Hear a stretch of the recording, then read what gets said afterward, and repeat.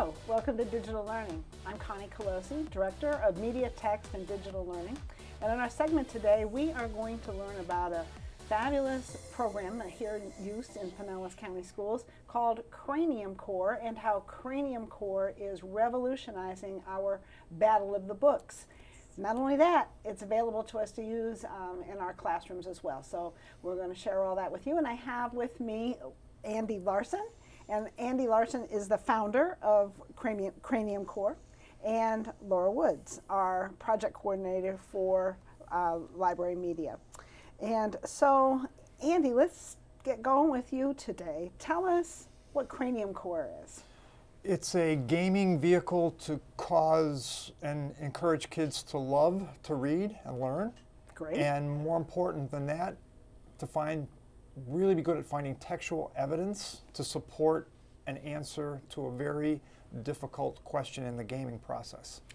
Well, we know that a lot of the digital resources out there are beginning to use the gaming system. And of course, our kids are so into games and friendly competition, academic competition. Yeah. And Laura, who has access to Cranium Core? Well, everybody in the district, Connie, has access. The library media folks are all trained to utilize it and then work with the teachers and the students to have them use it in the classrooms, as well as using it in the media center for other activities such as Battle of the Books. So we're going to take a look at the Cranium Core platform, and Laura's going to work on pulling that up for us. But what have you found, Andy, in terms of other schools, other districts using Cranium Core? How are they using it? Well, the major thing that I hear repeatedly is because it's a discussion-based model, and it's meant to, again, create what I call detectives. It's a word I made up 20 years ago when I came up with this idea. Detectives. Detectives, yeah. Okay. You're a detective that can find the textual evidence. Okay. Right. And so in what I hear from everybody who uses it is it's so good because the kids get caught up in the process without even knowing that they're doing a lot of work.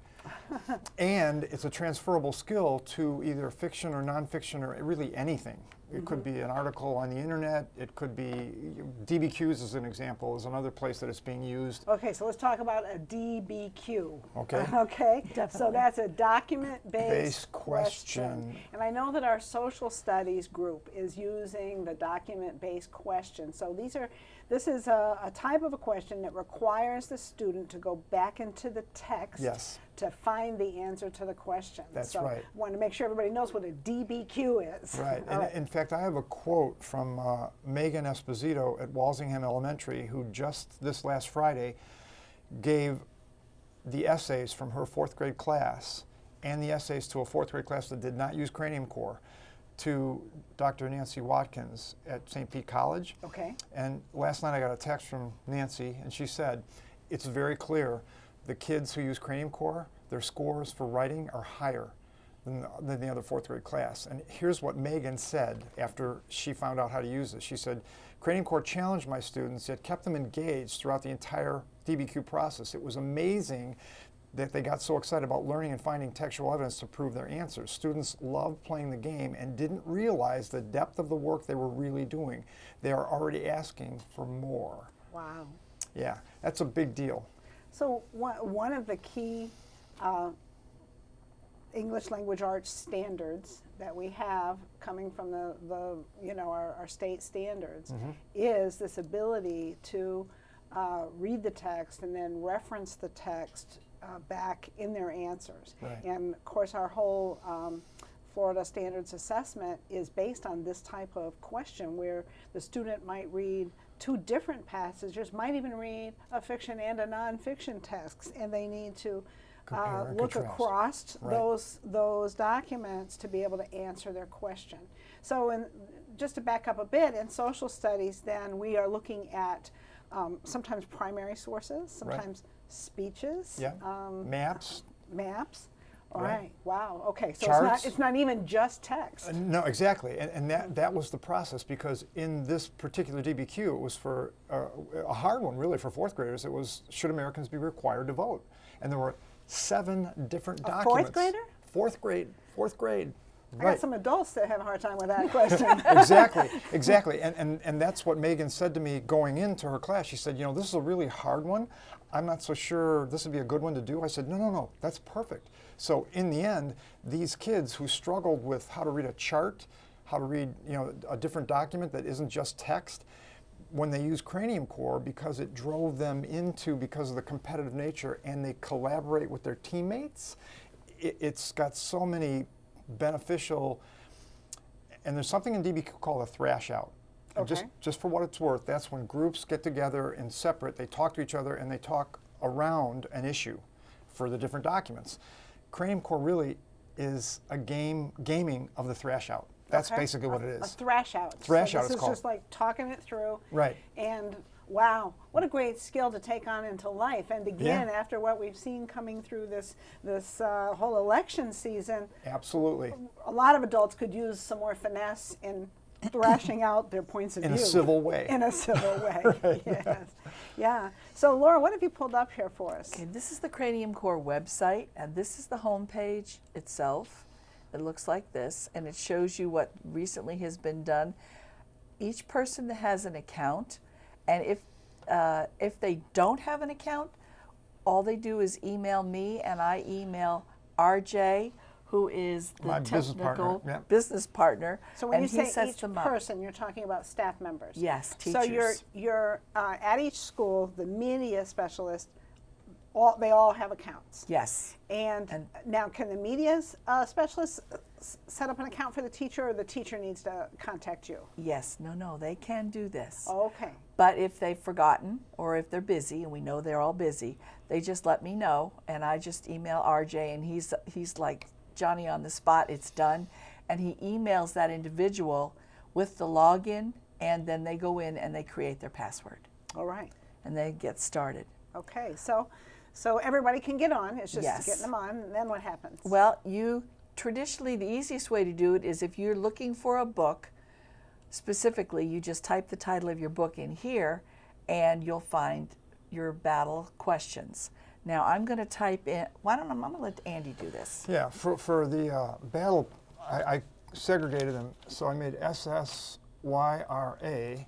Okay, and that stands for. Sunshine State Young Readers Association, Okay. the battle books. And we're going to be talking in a minute how this interacts with Battle of the Books.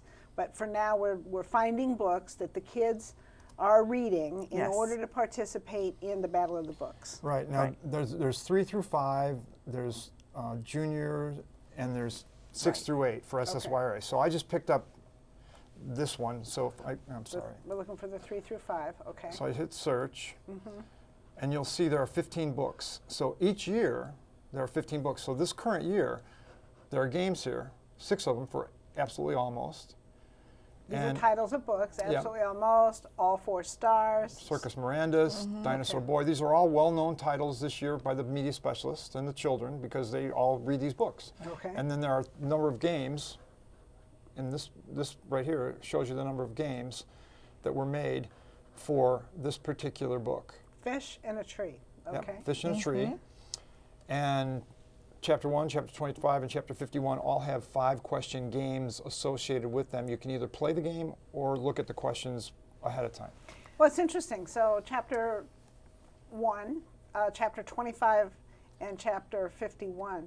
So it's not going chapter by chapter. Let's just have a little, why are they skipping like that? That's beginning, middle, and end of the book? And that's traditionally what happens when they do this is they've not read the book yet. Andy created this so that teachers will do a read aloud, cold read while the kids are reading with them, and then they will start the battle. And the kids are given, they're in one chapter, and usually they will have, there'll be page numbers on the question where the kids are told, okay, in this chapter, on this page, find the answer to this question. And they have to dig.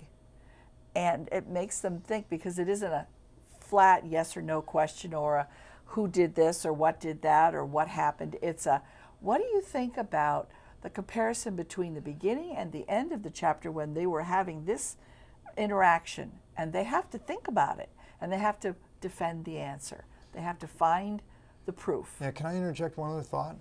The reason I start with Chapter 1 with every book, first chapter, this is a read aloud play the game, defend your answer model. The read aloud is critical because the level 1 and 2 kids, typically anywhere in the country that are doing Battle of the Books or competitions, they're not readers. Level 1 and 2 kids aren't readers. The kids who get involved in Battle of the Books typically are readers. And so what I try to do is pull them into the process and saying, it's a come as you are party. Just sit back, get the book, I'll read aloud to you, then we'll play the game. Some of those kids will be sucked into, oh, this is a good book. I think I'm going to read more of it, right? Right. And some of them might even say, hey, you know what? I'm pretty good at finding textual evidence. I think I'm going to do the Battle of the Books process. Well, sort of a recruiting process. Right, yeah. right. Yes. And so that's why you see it like that. So as Okay. they move through the process, mid book, let's play again another game. End of book, let's play another game. And then when the battle comes, I write a game for the whole book. Okay. That's the tournament. All right. So we're going to get more into that. We actually, in our second segment, are going to see kids playing, high school kids Yes. playing. I can't wait to see that. But, all right, so you've selected these Battle of the Books, and they're in there, and you have these quizzes set up. Right. For a teacher that's not necessarily engaged in the Battle of the Books or reading these particular books, what other quizzes or texts are available for use? Okay. Yeah, if you go to book tags here, for example, this is a feature we put in there for the very point that you brought up. Let's just say I'm a K-5 teacher and I want to do something with high interest books. So if I have a K-5 interest level for young adult books, I can pick here.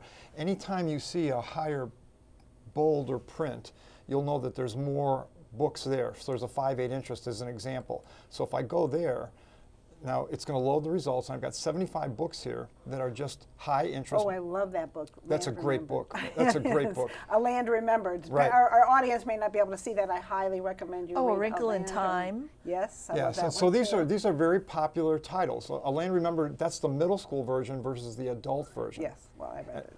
Right. But still, but they're both as good. Florida history, it's amazing. Yeah, yeah. And so Al Capone Does My Shirts, Alabama. These are all very commonly known, popular books. Chomp. All right, Oh, yeah. and so I also saw some nonfiction selections in there. Yeah, yeah. There are a lot of nonfiction titles. If I go back to the book tags and show them again. So the book tags might not be visible, but we have nonfiction, math, science, grammar, Right. art, SAT.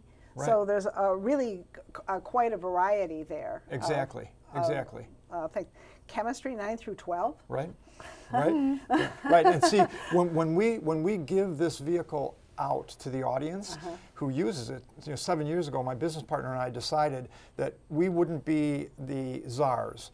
We'll let them use it for whatever they want. Although I have a tendency, because I love literature, to use fictional literature. It doesn't mean you can't use nonfiction. So these are developed by other teachers? Exactly. Yes. All right, so we are going to take a break. And Okay. when we come back, we are going to get in and see some high school students from Countryside and Clearwater? And Dunedin. And Dunedin. Countryside and Dunedin. All right, sorry, Dunedin. Countryside and Dunedin, and we're going to watch them battle it out. All right. Yes. So stay with us, and we have got more fun shortly.